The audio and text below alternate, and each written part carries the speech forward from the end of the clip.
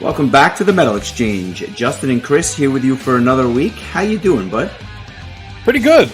Yeah, that's I don't really have much to report.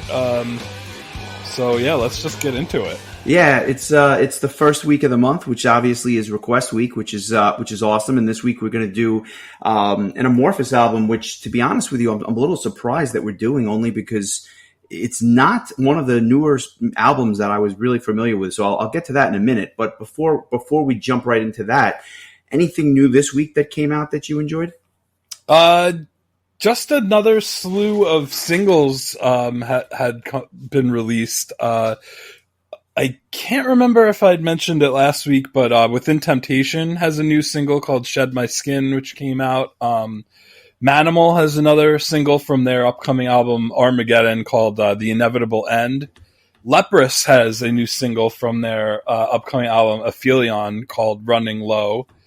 And there was one other song that now that Charlotte Wessels is kind of on her own and out of Delane, she's been releasing some tracks on her own, and she has a new one called Superhuman. It has more of an indie rock vibe than I guess a metal vibe, but if you're a fan of her vocals as much as I know we are, I think it's definitely worth checking out. So that's just some of the new stuff. I can't say I had a chance to listen to all of that stuff yet, but it's in my queue, ready to be listened to. I'm sure I will get to it during the week. So yeah, that's what was new for me. Nice. I haven't heard the Within Temptation. I didn't even know that had come out. I did hear the Manimal, and if you're a fan of the band, you're gonna love this track. There's no question about that. And Leprous just never ceases to amaze. I'm a huge fan of the band, so whenever I see that they've come out with something new, I check it out immediately, and Running Low is no exception. I have high expectations for the album, as I always do with their stuff. But there's actually 3 other albums or albums that are either coming out or have just come out that I wanted to just mention briefly. The first is a band that I had never heard of, but I ran it by you earlier this week, and it turns out that you're familiar with them, and that's Spirit Box out of Canada. Kind of like an alternative metal with a female singer who is quite accomplished. I'll say that. A really unique sound, but I really enjoy these guys. And they came out with a single a couple of weeks ago, I guess, maybe even a couple of months ago now, called Circle With Me. I believe the album is due out a little bit later this year. I'm really looking forward to this. A mutual friend had turned us on to them, if I'm not mistaken, or turned you on to them. Yes, the other Justin, our friend Justin Westmoreland from Texas, brought them to my attention probably a few months ago. I think I had added the song that he recommended. I added it to one of my playlists that can be accessed via Spotify. I am blanking on the name of the song, but it looks like they don't actually have a full-length album yet. This album in September, Eternal Blue, is going to be their debut, but they have released a couple of EPs and a bunch of singles. So it looks like this will be their first full-length album. I think it's going to be good. I have high hopes for it as well, just based on the couple of songs that I heard, but this one in particular really rocked. Another single that came out just yesterday, actually, was by Dino Jalusic, the former singer of Animal Drive, and he's also toured with TSO.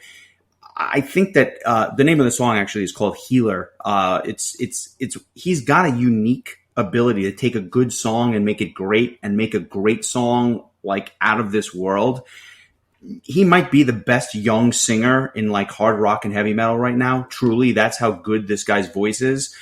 So when he started releasing some of this solo material, I got very, very excited. I saw the single, and it's just really, really good stuff. I mean, the guy's got a soulful voice, but it's with such power and such energy. He's one of my favorite vocalists. I love Animal Drive. I know that they recently called it quits, but the solo material picks up right where Animal Drive left off. And if you haven't heard it, highly, highly recommend it.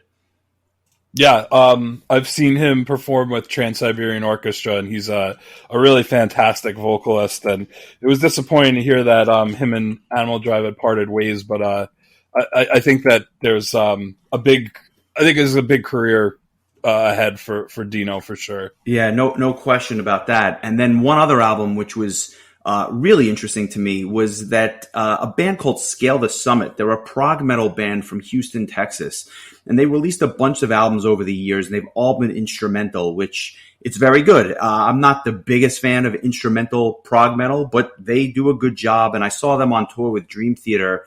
God, it's got to be over 10 years ago now. And they're good. And I'm not the biggest fan, but I enjoyed their work. But they just released a new album. But unlike their other albums, they had a bunch of guest vocalists, 8 in total, guest on this album. Ironically enough, Courtney LaPlante from Spirit Box is one of those vocalists. Ross Jennings from Haken. Oh my God! I thought you were going to say Courtney Love. That really now that would be something for sure. They got singers from kind of all over the place. Ross Jennings from Haken, Eric Emery from Sky Harbor, Mike Semeski from Raunchy, which is another band that I actually enjoy a lot. And what was perhaps the most interesting to me, and the reason why I just had to check this disc out, was a guest spot from a singer called Joseph Ceccaroli, who is the lead singer from The Reign of Kindo. And we've not discussed them on this show, but they are probably my favorite band. They are not a hard rock band. They are not a heavy metal band. They're more of like an alt rock or like a prog jazzy rock thing. They're kind of one of a kind, but the singer has a phenomenal voice, and he kind of guested on this song called Jackhammer Ballet. And I finally got to hear the whole album and his vocal performance, and it is fantastic. Very, very different from his other band, obviously. But it was just a really nice synergy between the Scale, the Summit prog, and his vocals. So I'm definitely going to post that track this week. Highly recommend it. Cool. Yeah, that sounds awesome. The whole album. Reign of Kindo has the distinction of being one of my favorite band shirts that I own, courtesy of you. So should be good.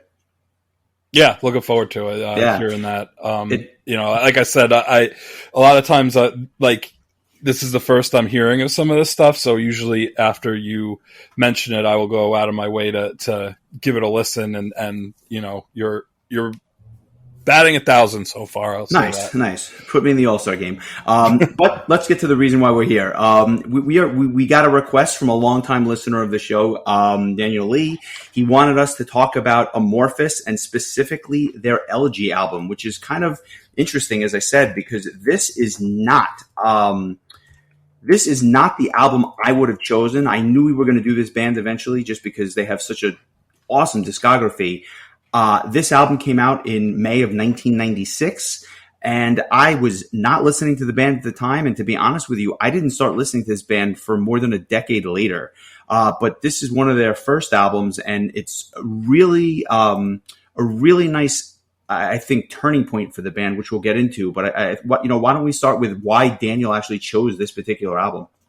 So he was kind enough to send us a few words about it, and this is what he had to say. He said, "This album was my gateway to European metal, pretty much. Remember 3 tracks got played on a metal show on independent radio in 1996, and I had to go out and find the album. Those tracks were The Orphan, My Cantel, and Elegy. For a long, long time, this would have been my favorite Amorphis album, but 1994's Tales from a Thousand Lakes is now...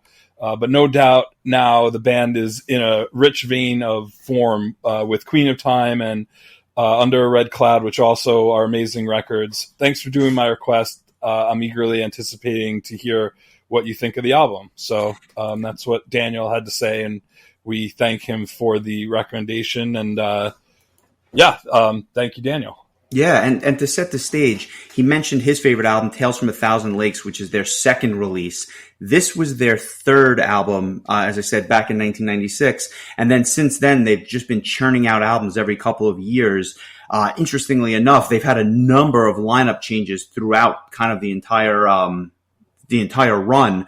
But I guess the key here is that their guitar player, Esa Halapainen, who we've discussed his solo records as of late, he's been playing lead guitars for them since the very beginning. And I think that's very, very prevalent on this disc. You can hear his influence throughout the whole thing, so it's not too surprising.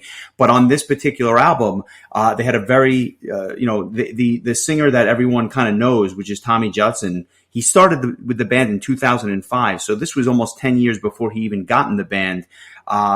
Singing on this disc was a singer by the name of Pasi Koskinen, who is just got a very unique voice. And I'm curious, before we even get into the album, what did you think of Pasi's vocals on this? I did not know that. I didn't know that Tommy was not their singer from the beginning. To be honest with you, my deep knowledge of Amorphis pretty much didn't exist up until listening to this.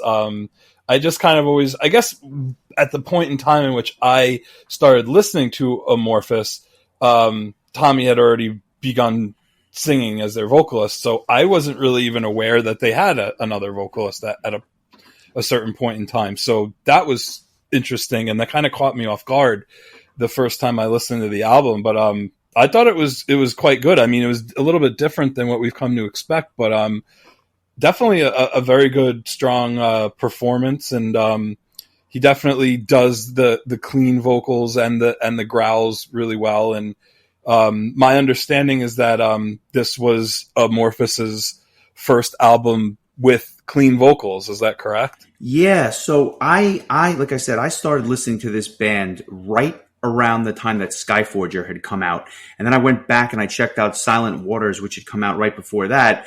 And since then, I've been just a massive, massive, massive fan of the band. But every time somebody would bring up Amorphis, they always talked about Tales from the Thousand Lakes. So I went back and I was very familiar with that album as well. It is extremely heavy, very much a death metal album. Touches of cleans, but for the most part, Elegy is a very, very different release. And we kind of talk about this a lot when we do these. Kind of a pivotal record for them, because I think that it bridges that old sound, but with a much more of a progression towards the albums that you hear today. Again, different vocals, but the cleans are very prevalent on this disc, and you kind of get a 50-50 mix between the growls and the clean vocals. And I think that this is really now where they get into that whole style that they have today. This is kind of where it kicked off with this album, even through the lineup changes. Yeah, you could definitely hear that influence of Essa's, songwriting and guitar work. I mean, it sounds the overall sound sounds very different from what Amorphis sounds like today, but you could definitely pick up on certain thematic, just certain things that, they've become known for, or I guess kind of, I mean, I'm not really too familiar with the first two albums, but I'm guessing this is kind of where a lot of their themes and things that they would come back to, kind of got started. You definitely can hear a lot of that melodic, that melodic kind of Middle Eastern sound, especially at the beginning of the first track, Better Unborn, because there's definitely a strong Middle Eastern influence on most of, if not all of, oh my God, I almost said Elstorm, Amorphis's later releases. So you can definitely hear that kind of show, it shows up a few times on this album, but none more prominently than just the way that the album starts out. Yeah, in fact, in my notes, when you talked about Better Unborn, my initial thought was this is just like Orphan Land, right? It had that, obviously they're from the Middle East, but it just had that, the guitar vibe and the way that they mixed the different vocal styles. I immediately said this could have been an Orphan Land track on Mabul or something like that. It was just a really kicks off the album in a way that I guess, again, just reminds me of all the latter material. I immediately noticed that the production wasn't quite as good as the latter albums, for sure. By the time they got to Silent Waters, they really amped up the production on all of their records. But this one never quite got there, I guess. And throughout the whole thing, I think that it leaves something to be desired. But the songs themselves are really, really good. And I immediately recognized that this was a new vocalist that I had never heard this guy sing before. And I'm thinking to myself, he's got a bit of a James Hetfield vibe to him, just in terms of the way that he presents his presents his sound. But it works. It was, this particular track, I thought the lead guitar work was just fantastic underneath some of the vocals during the chorus and stuff like that. It was a subtle touch, but I just thought it was really well done. And I'm not surprised because that's something that Amorphis has been doing for the last, 25 years. I definitely got that James Hetfield vibe as well. I kind of reminded me of more of like the kind of mellower James Hetfield vocals that you heard a little bit more on like Load and Reload. It's kind of sure.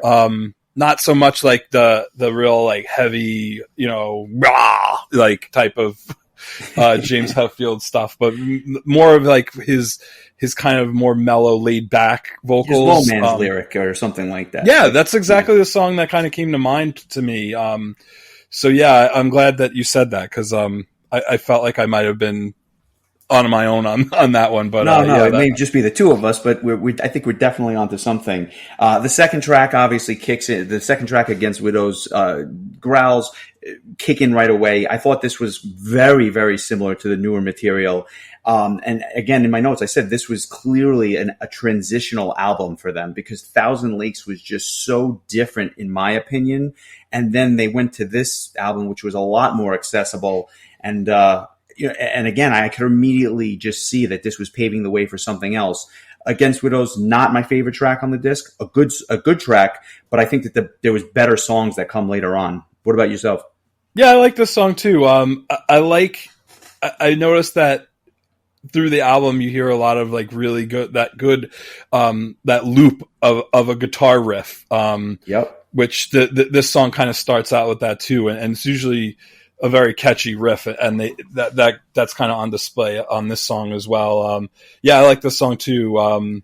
This is a good one, and I also thought the next track, "The Orphan," was really interesting because it's mostly.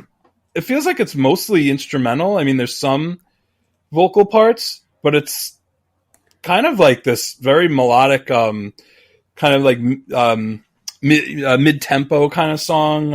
I enjoyed this one quite a bit as well. Yeah, it's got a really cool intro with the acoustic guitars and the keyboards. And at first you think it's a ballad, but it slowly starts to pick up. And by the middle of it, it's like this old drinking song. And you kind of just want to pick up a pint and start drinking along with it.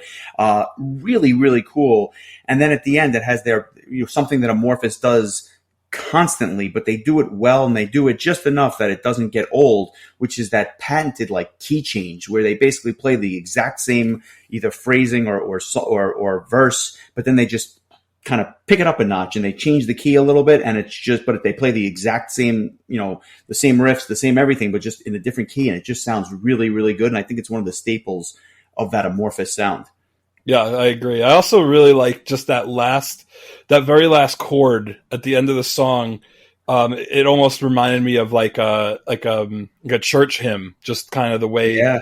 I don't know why, like just that just that chord for whatever reason just gave me like a end of a church hymn kind of feel. So that's kind of the feeling I got at the end of The Orphan. I completely understand what you're talking about. And now we're going to get on Rich and Poor, which, by the way, I think I hadn't picked a track of the week, but I think this is going to be it for me. And I'm going to tell you why. Amazing riff to start the song. Really, really catchy. It's probably the fastest track on the disc. If not, it's certainly the fastest track by this point in the disc. And then it kind of slows down again and picks up. But it's the changing of the tempos and the fact that I just found myself humming this really, really catchy riff the entire week. I'll make it my song of the week. I thought this was a really underrated track, and I would love to see this song live.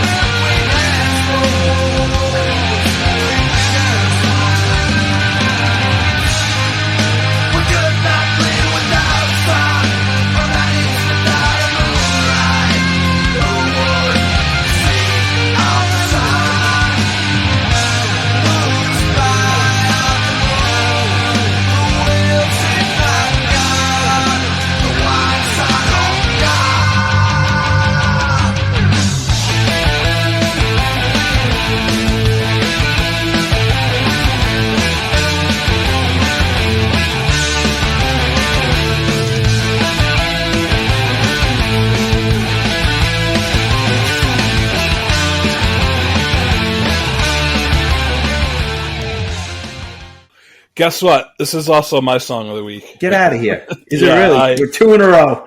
Yeah, what do you know? It's a new streak. Goldberg, look out.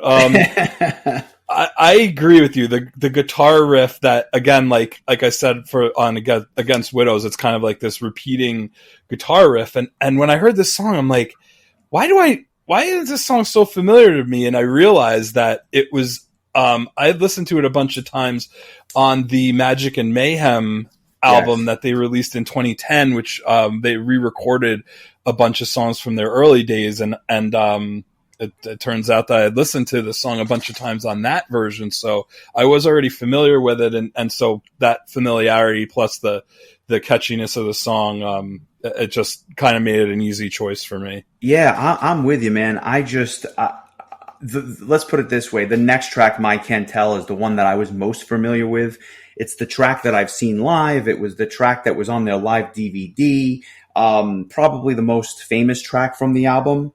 But the track before it that we just discussed was the one that just blew me away, and it was the one that I kept singing throughout the week. They have the ability to write riffs that just resonate and stick with you. And I don't know how they do this, but I think of like later tracks like Silver Bride and Sampo and just stuff that's later in the catalog. The Bee, all of those songs have these really memorable riffs, and I would put this up right with all those songs. I couldn't have said it better myself. Yeah, definitely. What did you think of My Can't Tell? Because I said this is like the one live. If you're going to get a live song off of this album, this would be the one you'd probably hear today. Yeah, this is another one that was on that Magic and Mayhem album, and by the way, like I went back and listened to the tracks that were on Elegy that were re-recorded for Magic and Mayhem, and I have to say it would have been cool to hear this whole album re-recorded in that style, just because, like you said, there's quite a jump in production value when you go from 1996 to 2010. But yeah, this is very vintage Amorphis, and you know you'll get a little bit more of it at the end of the album with the acoustic reprise that ends the album. But yeah, it's kind of definitely emblematic of what Amorphis continues to be to this day. Yeah, it's interesting. They have I like the newer singer better. There's no question about that. I think he's a step up. He's fantastic live. I think he commands the room when he's on stage.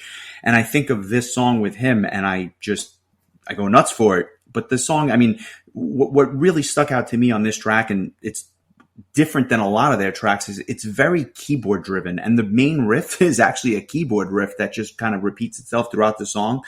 It's so catchy, and it's probably the best chorus on the album, maybe the best song on the album, although I won't say it's my favorite, but it's you can tell that there's a reason why I think that they played this track live as opposed to some of the other material, which is very good, but this one I think is just so catchy that it's a crowd favorite.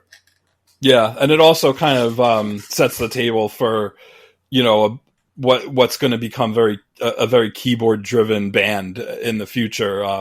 Not to say that the keyboards kind of are the spotlight, but I mean the keyboards and the guitars together are kind of what make Amorphis's vintage sound Amorphis, you know. So, and totally. I think you definitely get more of a taste of that on this song than some of the other songs on this album. What's interesting to me though is, you know, so that's the fifth track. The album takes a complete turn, in my opinion, not for better or for worse, but just in terms of style with the album, with the track Cares. We obviously had discussed the Middle Eastern vibe, and yeah, that's prevalent through a lot of this. But Cares is probably the most fascinating track on the entire disc. It starts off with what I would just consider this kind of slow black metal riff with these keys and guitars that begin the song. My immediate thought was I was listening to an Emperor track, and then after the first verse, it completely changes, and it sounds like something Ailstorm would have written 15 years later. And even though it sounds like a really weird contrast between like the two bands, I mean, Emperor and Ailstorm, who have nothing in common, it works. And then the third verse and like the last part of the song is like this electronic almost Mortal Kombat soundtrack like thing going on. I thought this was the most interesting track on the disc by far. It's all over the place, but it's really cool. Like really, really cool. And if you've never heard Cares, if I had to pick a second track, this would have been it because it's just so eclectic. Yeah, and you know what? Since we both chose the same song of the week, maybe we'll play a clip from the song because I agree with you that this is super cool and very eclectic.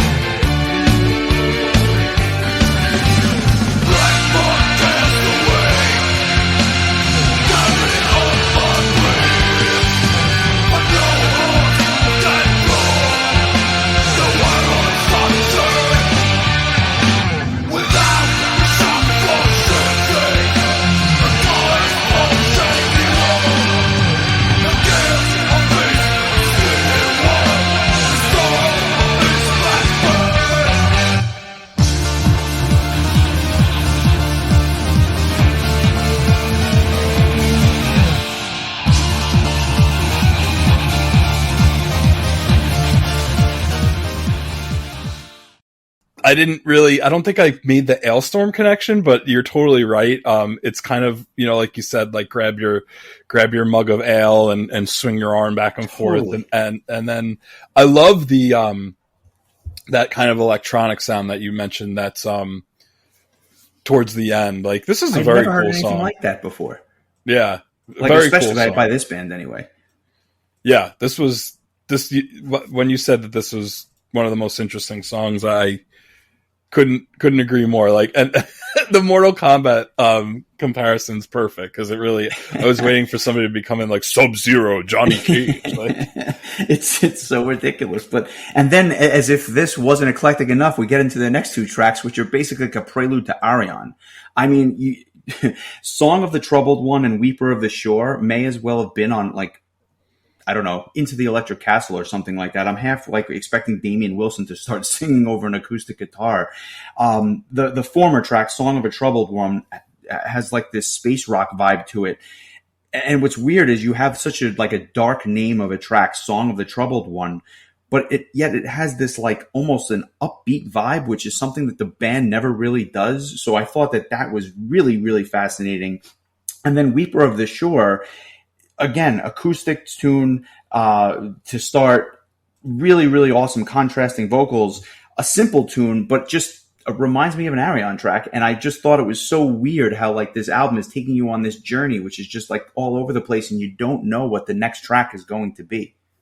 Yeah, it's like spin the wheel, make the deal, pick a genre. Yeah, exactly. I think Song of the Troubled One is very cool. I love the like you said, that kind of spacey kind of keyboard sound to it with like really awesome guitar solos. Very cool song. And Weeper on the Shore, which is our friend Daniel's track of the week, starts out like you said, like with that kind of like acoustic guitar with that keyboard, like that spacey kind of keyboard, like. I definitely got the Arion vibe, which I didn't think of that either. And now that you mention it, yeah, that's like a great way of putting it.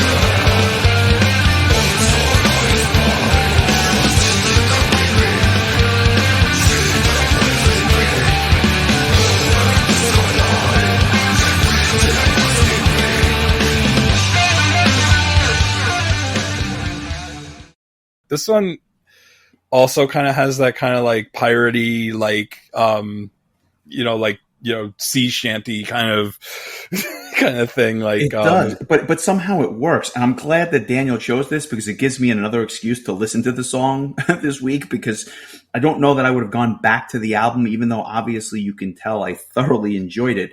It's just that I don't know, like they have so many good albums. It's like, where do you start with these guys, and where do you go to next? But a good choice for Song of the Week. I'm glad I get to hear that again. Yep, agreed. What did you think of Elegy?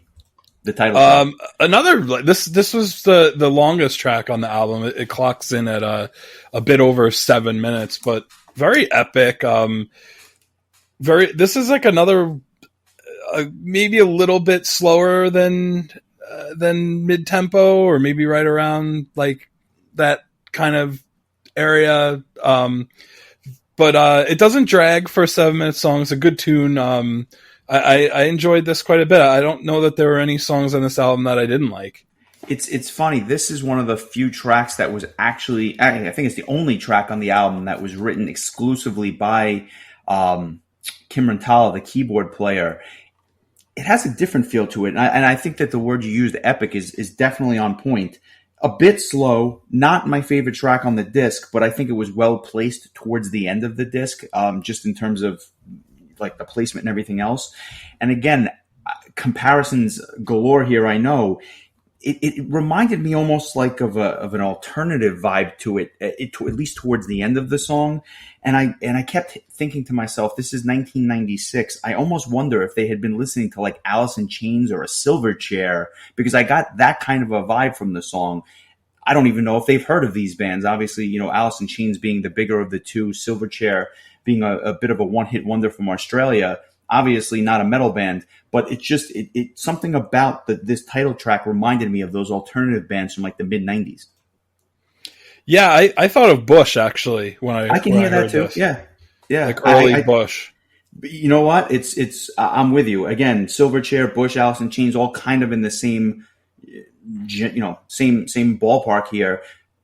An interesting track. I'm not saying again that it's my favorite, but it belongs on the album for sure. And I think it's just, again, another very, very different track in a string of just eclectic tunes. I don't know how else to say it. I think that the next track, Relief, is probably the weakest track on the album. Just something, and the reason I say that is not so much that it's a bad tune. I just always forget about it. And every single time I listen to the disc, and I listened to it a lot this week, I always kept forgetting about this track. Yeah, is it completely instrumental? I don't think there's any vocals on this one. No, there are. It's just not memorable. If just not. I don't know. Just not the most memorable of songs.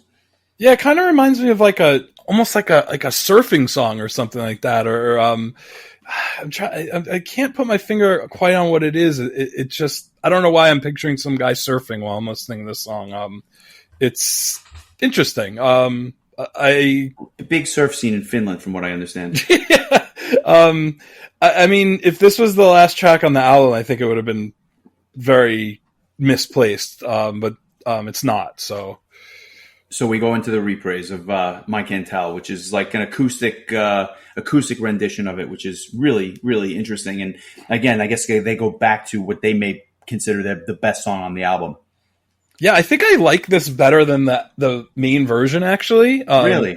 Yeah, I love the keyboards are just like that deep purple organ-y kind of sound to it, which I really, really love. I think that this is I just think this song really lends well to being acoustic. I like this version a lot. Nice. I think it's a good way to end the album. Am I hearing like an accordion? Is that an accordion I'm hearing? Like it sounds like it, or at least it's got a different sound to it. I'm not even sure what it is, but I think I can totally hear what you're saying. I thought it was like more kind of pirate ship type stuff. I get a vibe of that kind of accordion sound. I don't know. It's interesting. It's really interesting how many kind of styles are on display throughout the album. I mean, there's so many, like you said, there was like, you know, James Hetfield vocals and black metal intros and, you know, Deep Purple keyboard solos and Arion segments. I mean, they really, or you mentioned Orphan Land. I mean, there's just so much going on this album. It's, I don't know that I ever would have gone back and listened to this album. And I'm really glad that I had a chance to. Yeah, I agree. As I said, I had kind of ignored this band for a really long time. And for some reason, and I've got no excuse, I remember when they were announced for Prague Power, I think it was 9. And for life reasons, I never made it to Prague Power that year. It was one of the few years I didn't make it to the festival. And I kept saying to myself, why is Amorphis headlining? And in my opinion, I thought first they were a new metal band, and then I thought that they were an industrial band. So I clearly did not know who they were, and I had this like inherent bias against the band. And then one day I decided, it was probably around 2009, let me listen to what these guys actually sound like, because at the time, as I said earlier, they had just come out with Skyforger, and it blew me away from the first listen. And since that point, I always said that they are just like the most consistent band on the planet, where every album is not just good, but great. And then I went back, obviously, to Silent Waters and Eclipse, both of which are fantastic albums. I just never made it all the way back to Elegy. I just jumped to Tales from the Thousand Lakes, knew it was good but different, and I just went back to the new material again. So I'm really glad I had a chance to listen to this, because I don't think I would have ever gotten there either. And it was just for my own, you know, crazy biases that I never gave this band a chance. But they are, I mean, if this is any proof, they are truly the most consistent band on the planet. Every album is good. I mean, if not very good, if not great. Yeah, I very much agree. I really had no idea that they went as far back as they did. You know, their first album was released in 1992. I mean, I wasn't even close to listening to metal yet. And when I did start listening, I don't really know that I was very aware of Amorphis until they were announced for that Prague Power that you mentioned in 2008, I guess it would have been. And that was the year before I started going back to the festival. And I've been waiting for them to come back ever since then, and it hasn't happened yet. I'm hoping that they make their way back to the Prague Power stage in the future. But, you know, to be fair, they do play in the United States fairly regularly, so it's not like they're a hard band to see. Yeah, and they're really good live. I mean, we had caught the one show in New York a couple of years ago. They're just great live. They're so tight and such a professional band. And to be honest with you, you know, I don't know of many bands that can play as many shows in the States as they do when they tour. They do a very, very full tour, and they draw crowds wherever they go. They have like a bit of a cult following. They're kind of a big deal. I know that they had played 70,000 Tons, if I'm not mistaken. They have quite a following, and I guess after all these albums, once you listen, you're kind of hooked, and that seems to be a testament to their live shows. Yeah, I mean, other than that one guy who fell asleep on the stool, I think that Amorphis has quite the live following. He was following. He just happened to be asleep for it, but he obviously paid to go see them, so that should tell you something. Scale of 1 to 10, what do you think of this album? I would put it in at about like an 8.25 for me. I thought it was very good. I don't think that it's, you know, as good as some of the later releases, but I was surprised at how much I enjoyed this. The first time I listened to it, I thought I wasn't going to like it as much as I did, because I think it was just so much different from what I've come to expect from the band, and my knowledge of their older stuff is really not strong. So I ended up enjoying this quite a bit more than I thought, and I'm really glad Daniel chose it, because again, it's another one of those albums that it was good for me to kind of step out of the comfort zone or just out of the, you know, my usual box of listening to the new Halloween every single day for the rest of my life, and just listening to something that I had available to me, but just probably would have never thought enough to just put it on. So yeah, I'm with you. To me, it's a solid 8. as most of their albums are, between 8.5, where it's just a really, really good album. And this one is no different. Just add it to the list. Again, thanks to Daniel for the request. Everyone else out there, we know you're listening. Send us the requests. We love it. We have a nice list going, and there's a lot of stuff we look forward to getting to in the near future. But with Amorphis' Elegy in the books, it's actually my week to pick something. And I had something picked out for a while. And then something struck me earlier today, and I said to myself, maybe I should do that one. And then a third album kind of came to light where I said, I think that would be really cool too. So I'm going to leave it with you. I can either give you the three albums and I can have you choose one of the three, or I can have you pick behind door number 1, door number 2, or door number 3, whatever you like. Or I can even put in a randomizer. You tell me how you want to do this. But I got three choices for next week, and we're only doing one. All right. Why don't you give me all three, and I'll decide. All right. The first album I was going to choose was Rush's 2112, which, believe it or not, is 45 freaking years old this year, which I thought was just amazing. And I thought it was time we did a Rush album. And then all of a sudden, I just said to myself, I want to listen to something new, but something that I've listened to 1,000 times. And I said to myself, I'd like to do Eclipse's Bleed and Scream, which is my favorite Eclipse album, to do a little bit of a melodic metal vibe. And then the third album I thought about when I was really just thinking about what I was going to say today. How about Orphan Land's Mabul, which I thought would be a really nice segue considering what we just heard. So I'll leave it to you. Door number 1, door number 2, door number 3. I don't think we can go wrong either way. Wow. Yeah, those are all albums I really enjoy. And I think albums we'll definitely get to at some point in time. That's a hard choice. You know what? Let's do Rush. Nice. I was inclined to go with Eclipse, but you know what? Rush is Rush, and the fact that it's 45 years old and we haven't done any Rush albums yet, I think it's time. Yeah, I think we're going to get to the other ones, but when I said to myself, this album came out in 1776. This album is 245 years old. No, I mean, you want to talk about an album that holds up. Kidding aside, it came out in 1976. They were playing this when they put up the Liberty Bell, if I recall. They in Canada, maybe. Really, I'm happy you chose that. It was really the album I was going to choose until I kind of went off in these other directions. Let's do some Rush next week and go back to a little bit of prog. And then, soon thereafter, you'll get to choose another one. And then obviously in the beginning of August, we'll have another fan choice. Keep them coming. Please send us, give us a 5-star review if you think we've deserved it. It helps other people find the show, and interact with us on social media. It just helps other people find the show as well. So thanks for the support. Hope you had a good week, and we'll catch you next week when we go back to 1976 with some Rush. Not 1776. We can go back there too, but we'll save that for the following week. Take it easy, bud. I hope you enjoy it. All right. Take care, bud.